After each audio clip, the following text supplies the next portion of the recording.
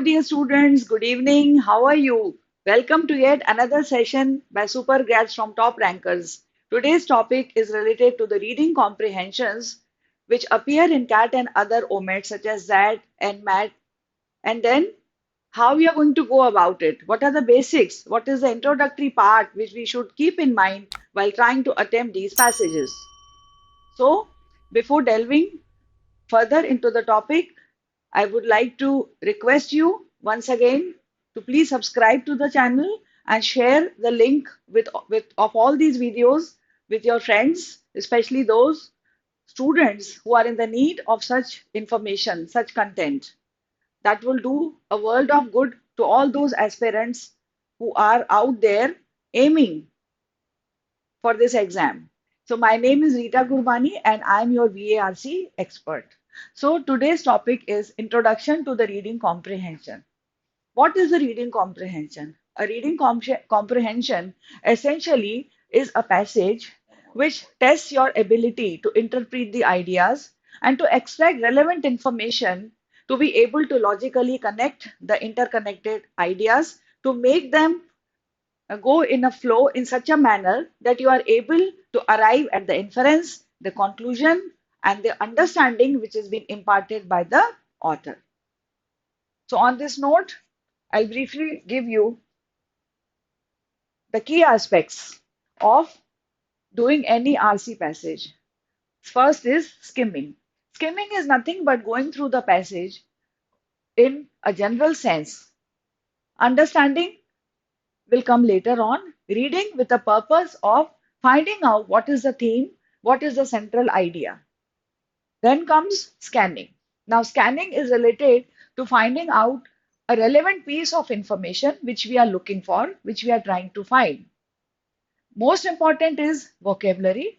We have to have a good grip on vocabulary so that we are able to understand the ideas which are being presented therein. And reading with concentration is of utmost importance. Unless we read with a focus, with a concentration, we won't be able to understand the key ideas and those points which are not obviously written, the hidden messages which the author wants to give. Of course, we have to do active reading. We have to read actively, means we have to analyze the thoughts which have been presented by the narrator or by the author.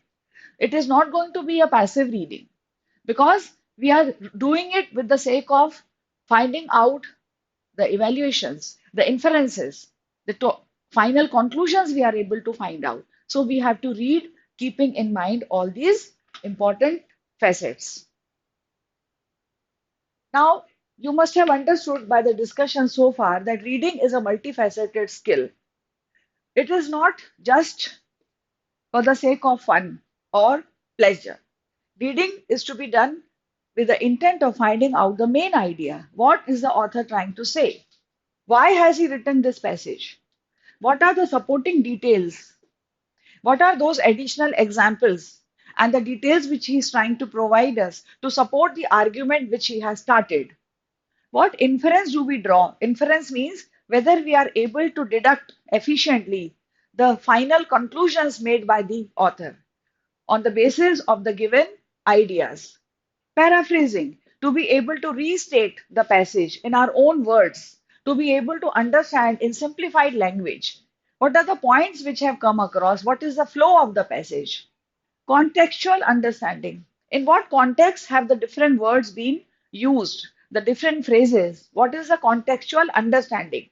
That can happen when we link ideas from one to the other. Then comes very important critical thinking. What is the argument? What actually is the author want to convey? What is that which he wants to tell us? He wants to inform us about. So that can happen with critical thinking. Before critical thinking, we should know criticizing, analyzing the ideas and read with a purpose. Then comes the final is the answering questions. The questions which are given underneath the passage which judge our understanding of the passage, whether we have been able to logically make a connection of the ideas, whether we have been able to infer them properly, right? Now coming to the structure of the passage. any RC, if we have to read, it will comprise of three main important things. First is the title. The title is a catchy phrase. It is a phrase which should be vivid and give a correct, concrete information about the topic. It should tell us the topic.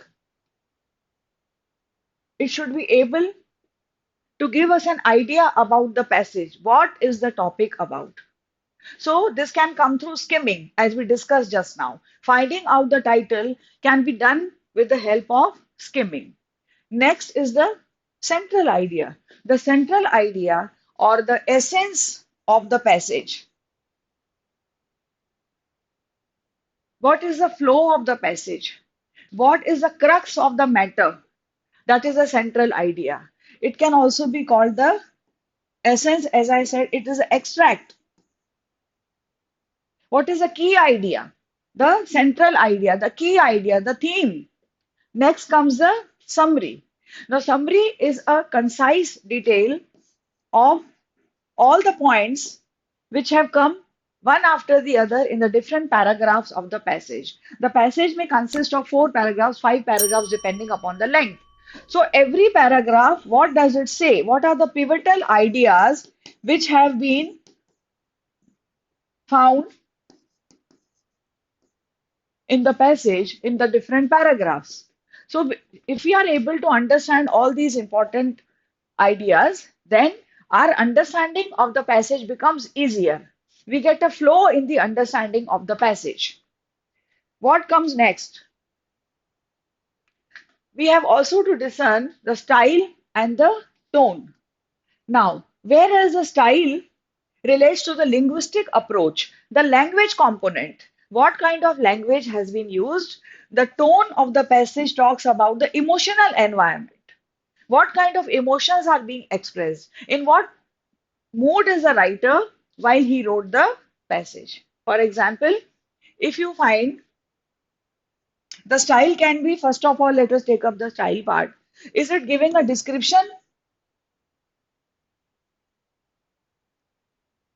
Is it descriptive? It is giving a description of a particular event.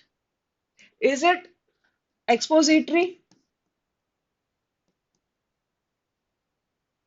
It is giving all the relevant information about the topic which the author has taken up.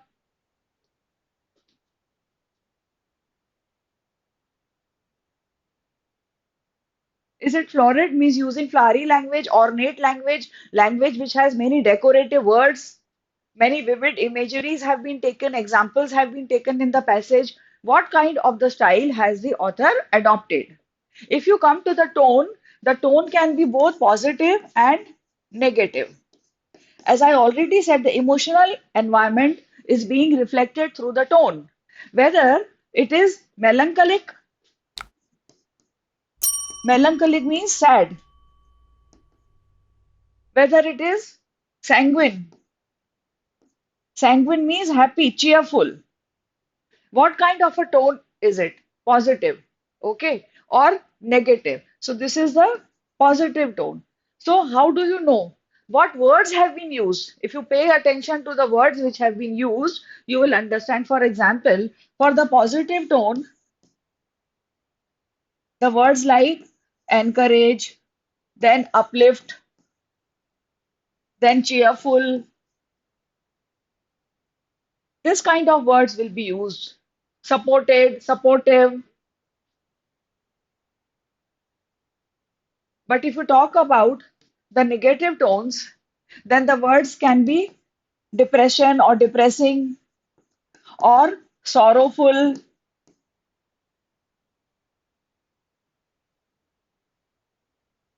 or concerned or worrisome. If you look at the words, what feelings they express, you will automatically be able to understand the tone of the author. Now, why we are talking so much about the style and the tone? Where do we want to reach?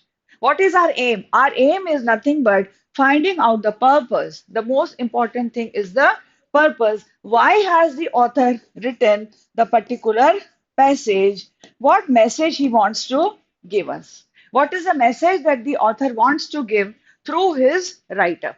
That is to be understood, which will be interconnected through the style and the tone of the passage. With the help of the words and with the help of those words which reflect the feelings, we are able to know whether the author is critical about a given topic, a given subject, he's criticizing the ideas, whether he's just imparting information, he's just giving us information about the passage, about the particular topic. Is the author trying to teach us something, give us morals, that is didactic tone? Is he trying to give us some morals from as though sitting on a or standing on a pedestal, or simply he's supporting, or he's objective? Maybe he is objective. He is giving the pros and the cons of a particular process or an event or a happening, the given topic. So these all can be discerned, the purpose, through the style and the tone. So when we read, we have to keep in mind the idea flow. How is the idea flow happening? And most importantly, what is the point of view of the author? What is the author trying to say? What view is he trying to elucidate?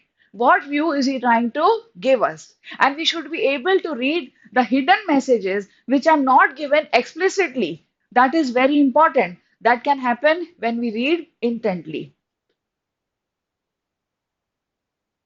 So, when we are sitting with any passage initially, we have to keep a note of a few important points. First of all, we should avoid making any assumptions. What I mean to say is, whatever prior knowledge we have, that should not be brought into action.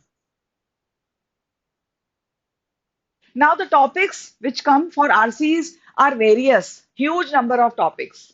For example, there can be a topic on anthropology.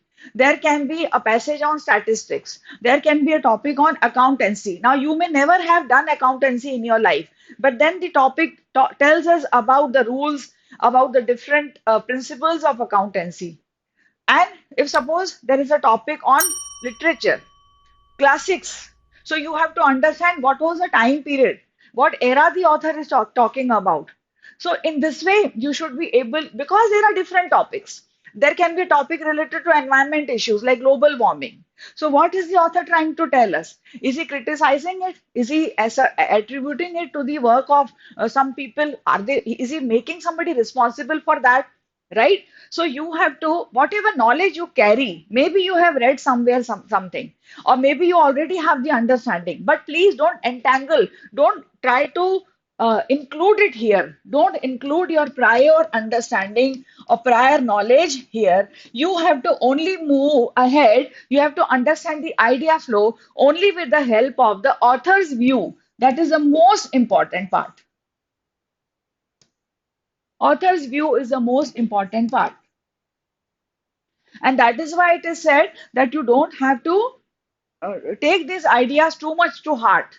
Don't make a connection with those ideas, because you are not reading for studying something. You are reading for inferring the given ideas, the assumptions which have been made by the author himself, whether he will agree to a particular topic or not. That is your purpose. Logically, you have to connect the ideas, right? So you don't have to broaden your thinking or make your thinking narrow while answering the questions, while choosing the correct options.